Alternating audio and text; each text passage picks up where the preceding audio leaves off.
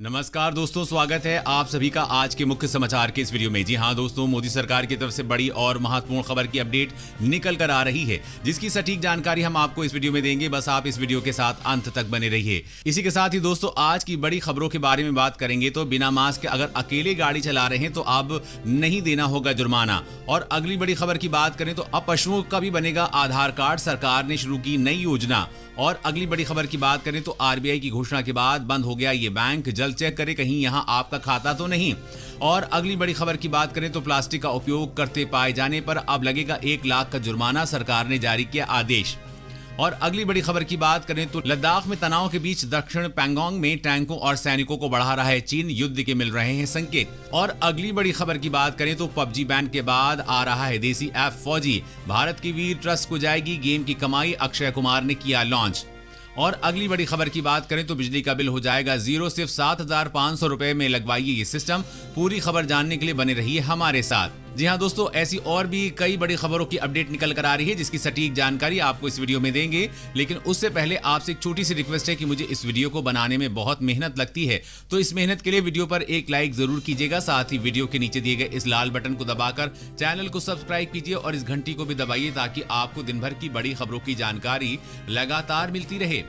तो चलिए दोस्तों, एक एक करके सभी बड़ी खबरों के बारे में जान लेते हैं। तो दोस्तों, आज की पहली बड़ी खबर की अपडेट की बात करें तो बिना मास्क के अगर अकेले गाड़ी चला रहे हैं तो अब नहीं देना होगा जुर्माना। जी हां, केंद्रीय स्वास्थ्य मंत्रालय ने साफ किया है कि कार चलाने वाले व्यक्ति अगर अकेले यात्रा कर रहा है तो उसे अब मास्क पहनना जरूरी नहीं है। पुलिसकर्मियों के जरिए ऐसे ड्राइवरों को रोकने और उन पर मुकदमा चलाने के बाद इस तरह का ऑर्डर आया है।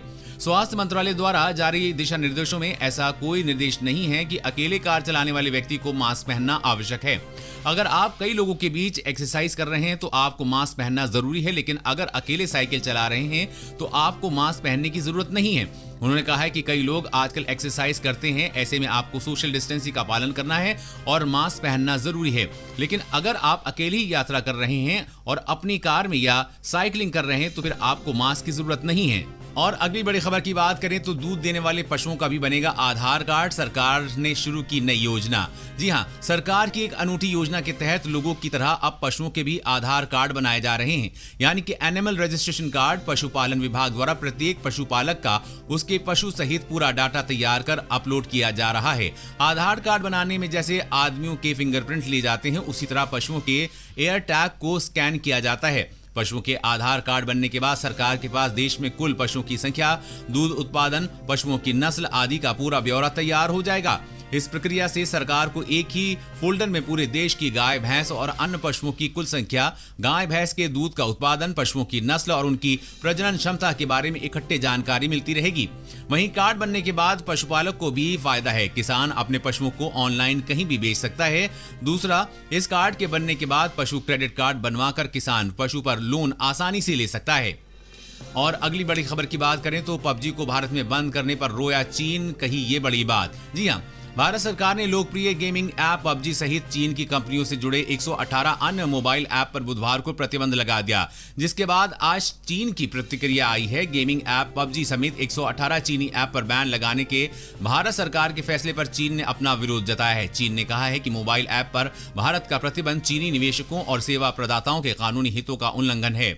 चीन इसको लेकर चिंतित है और इसका विरोध करता है। जाहिर सी बात है, खुद के पैसों को डूबता देख चीन के होश उड़ गए हैं और अब चीन सोच रहा है कि कैसे भारत को रोका जाए, क्योंकि भारत लगातार चीन को इलेक्ट्रॉनिक शॉक दे रहा है, जिससे चीन तिलमिला उठा है। इधर ऐप पर बैन लगाते हुए भारत सरकार ने कहा है कि ये ऐप देश की संप्रभुता, अखंडता, रक्षा, सुरक्षा और शांति व्यवस्था के लिए खतरा है। चीन के मोबाइल ऐप पर भारत की ये तीसरी डिजिटल स्ट्राइक है। इसमें पहले सरकार ने जून में चीन से जुड़े टिकटॉक और यूसी ब्राउजर सहित 59 ऐप को प्रतिबंधित कर दिया था। इसके बाद जुलाई में 47 अन्य ऐप को भी बैन किया था। और अगली बड़ी खबर की बात करें तो आरबीआई की घोषणा के बाद बंद हो गया ये बैंक, जल्द चेक करें कहीं यहां आपका खाता तो नहीं है। जी हां, रिजर्व बैंक ऑफ इंडिया ने गुरुवार को बैंकिंग रेगुलेशन एक्ट के तहत Aditya Birla idea payment bank को बंद करने की घोषणा कर दी है। आरबीआई ने इसकी घोषणा करते हुए कंपनी का बैंकिंग दर्जा खत्म कर दिया है। दरअसल Aditya Birla idea payment bank ने पिछले साल नवंबर में अपने कारोबार समेटने की घोषणा की थी। कंपनी ने अपनी मर्जी से अपना कारोबार समेटने का आवेदन भारतीय रिजर्व बैंक को दिया था, जिसे अब मंजूरी दी गई है। साथ ही कहा गया है कि अगर किसी भी ग्राहक का पैसा इसमें है तो वो इसे तुरंत निकाल लें, क्योंकि जल्द ही ये अपनी सेवाएं पूरी तरह से बंद कर देगा। और अगली बड़ी खबर की बात करें तो प्लास्टिक का उपयोग करते पाए जाने पर अब लगेगा 1 लाख का जुर्माना, सरकार ने जारी किया आदेश। जी हां, देश में प्लास्टिक बैन किया जा चुका है, लेकिन इसके बावजूद धड़ल्ले से प्लास्टिक का उपयोग हो रहा है। दुकानदार से लेकर आम लोग तक प्लास्टिक का थैला लेकर नजर आ रहे हैं। जलवायु परिवर्तन मंत्रालय की अधिसूचना का हवाला देते हुए कहा गया है कि भारत सरकार की पर्यावरण संरक्षण अधिनियम की धारा 23 के तहत कोई उद्योग प्लास्टिक का निर्माण नहीं करेंगे। इसी तरह कोई भी व्यक्ति, दुकानदार, थोक विक्रेता, फुटकर विक्रेता, व्यापारी, फेरी लगाने वाले, माल सामग्री खरीदने बिक्री करने वाले single use plastic carry bag का उपयोग नहीं करेंगे। सरकार ने स्पष्ट किया है कि प्लास्टिक थैले के उपयोग, बिक्री, आयात, विनिमय अथवा भंडारण करने पर प्लास्टिक अपशिष्ट अधिनियम 2016 के तहत 1 लाख रुपए का जुर्माना लगाया जाएगा। साथ ही 6 महीने की सजा भी होगी। सरकार ने अब इसे सख्ती से लागू करने के आदेश दिए हैं। और अगली बड़ी खबर की बात करें तो अब बर्दाश्त नहीं करेगा भारत, आंख दिखाएगा तो मुंह की खाएगा चीन, तीनों सेनाएं हुई तैयार। जी हाँ, भारतीय सैनिक लद्दाख में पैंगोंग लेक के दक्षिणी किनारे पर चीन की सेना को पहले ही खदेड़ चुके हैं। अब सबकी नजर इस बात पर है कि चीन क्या करने वाला है। रक्षा विशेषज्ञों के मुताबिक अपनी विस्तारवादी नीतियों की वजह से बदनाम चीन की सेना इस बार पूरी तरह से फंस गई है। दरअसल लद्दाख के ऊंचाई वाले इलाकों में सर्दियों में हांड कपा देने वाली ठंड पड़ती है। ऐसे में सर्दियों में इस इलाके में कोई भी सैन्य ऑपरेशन करना बेहद मुश्किल माना जाता है। ऐसे में यदि चीनी सेना अगले 1 महीने तक कोई सैन्य कार्रवाई नहीं कर पाती है तो अगली गर्मियों तक भारतीय सेना इस इलाके की ऊंचाई चोटियों पर तैनात रहेगी। इस दौरान भारतीय सेना को अपनी स्थिति मजबूत बनाने का समय मिल जाएगा और फिर इसे ही लाइन ऑफ कंट्रोल मान लिया जाएगा। हालात को देखते हुए भारतीय सेना लगातार अपनी तैयारियां करने में जुटी हुई है। भारतीय सेना लद्दाख में करीब 60,000 सैनिकों के रहने का इंतजाम कर रही है। साथ ही चीन की हरकतों को देखते हुए सेना और वायुसेना इस इलाकों में लगातार चौकसी बनाए हुए है। हमारी तीनों सेनाएं सीमा पर मौजूद किसी भी खतरे से निपटने में सक्षम हैं। और अगली बड़ी खबर की बात करें तो बिजली का बिल हो जाएगा 0, सिर्फ 7,500 रुपए में लगवाइए ये सिस्टम। जी हाँ, सोलर एनर्जी बड़ी तेजी से गांव, कस्बों और शहरों में अपनी पैड बना रहा है। भारत सरकार भी अक्षय ऊर्जा को लेकर कई योजनाएं चला रही है। पानी या कोयले से बनने वाली बिजली पर हमारी निर्भरता कम हो, इसके लिए केंद्र समेत तमाम राज्य सरकारें भी सौर ऊर्जा पर सब्सिडी दे रही हैं।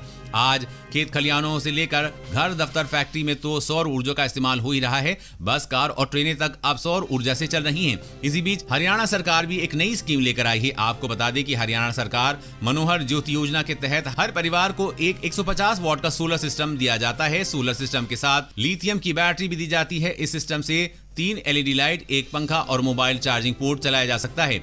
150 वॉट का सोलर पैनल और तमाम सामान की लागत 22,500 रुपए आती है। हरियाणा सरकार इस पर 15,000 रुपए की सब्सिडी दे रही है। इस तरह महज 7,500 रुपए जमा करके इस योजना का फायदा उठाया जा सकता है। मनोहर ज्योति योजना का फायदा लेने के लिए आपको harida.gov.in पर जाकर आपको आवेदन करना होगा। दोस्तों, वीडियो में और भी काफी महत्वपूर्ण खबरें बची हुई हैं, इसीलिए इस वीडियो के साथ बने रहिए। और अगली बड़ी खबर की बात करें तो देश के इस शहर में खुला मास्क ATM हाथों को भी करेगा सैनिटाइज। जी हाँ दोस्तों, आपने रुपए निकालने के लिए ATM का इस्तेमाल किया होगा, पानी के ATM का भी इस्तेमाल किया होगा, लेकिन अब कोरोना काल में मास्क ATM भी आ गया है। गरीब हो या अमीर, मात्र 5 रुपए का सिक्का इस ATM में डालकर आपको मार्केट में 10 रुपए से लेकर 15 रुपए तक मिलने वाला मास्क मात्र 5 रुपए में उपलब्ध हो जाएगा। इसके अलावा इस ATM द्वारा मशीन में बिना हाथ लगाए आप अपने हाथों को सैनिटाइज भी कर सकते हैं। कोरोना काल के चलते जहां सैनिटाइज और मास्क का विशेष महत्व है, वहीं अब ये मास्क ATM आपको मास्क व सैनिटाइजर की जरूरत को पूरा करने में विशेष भूमिका निभाएगा। उत्तर प्रदेश के सहारनपुर में ये पहला ATM लगाया गया है। धीरे धीरे उत्तर प्रदेश के सभी जिलों में ऐसे ATM लगाए जाएंगे।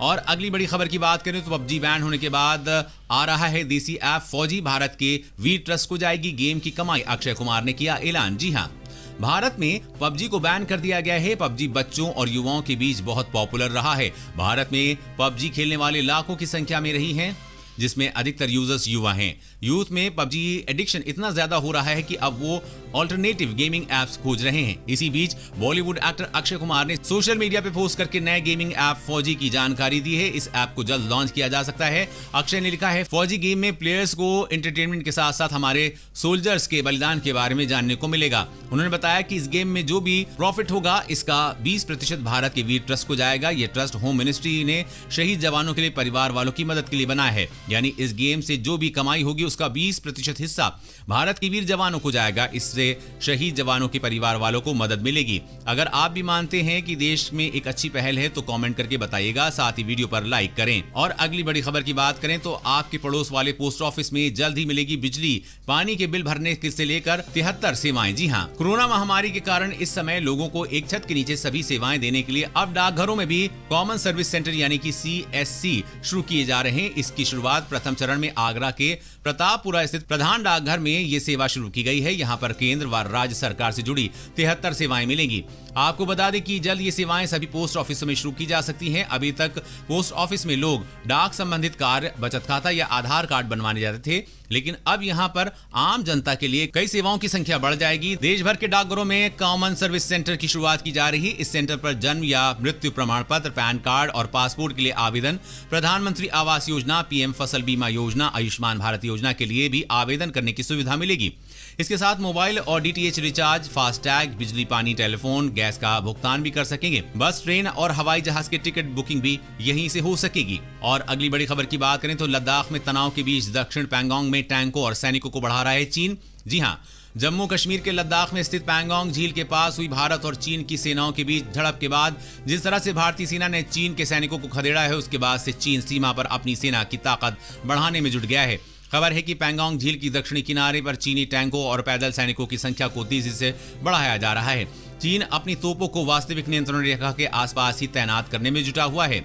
सूत्रों के मुताबिक दक्षिणी पैंगोंग में चीन की सीमा के अंदर सैनिकों की आवाजाही बढ़ गई है। चीन की सीमा आने वाले मोल्डो से कुछ ही दूरी पर अतिरिक्त टैंक दिखाई दिए हैं। हालांकि चीनी सेना की हर हरकत पर भारतीय सैनिक नजर बनाए हुए हैं। चीन का सैनिक गतिविधि को देखते हुए भारतीय सेना की संख्या भी बढ़ाई जा रही है। सीमा पर अतिरिक्त बलों को तैयार किया जा रहा है। दोस्तों, आज की खबरों में बस इतना ही। इसी तरह हर रोज काम की खबरें जानने के लिए आप हमेशा हमारे साथ जुड़े रहिए। हमारे साथ जुड़ने के लिए वीडियो के नीचे दिए गए इस लाल बटन को दबाइए और साथ ही इस घंटी को भी दबाइए ताकि आपको हर खबर की सटीक जानकारी मिल सके। जय हिंद।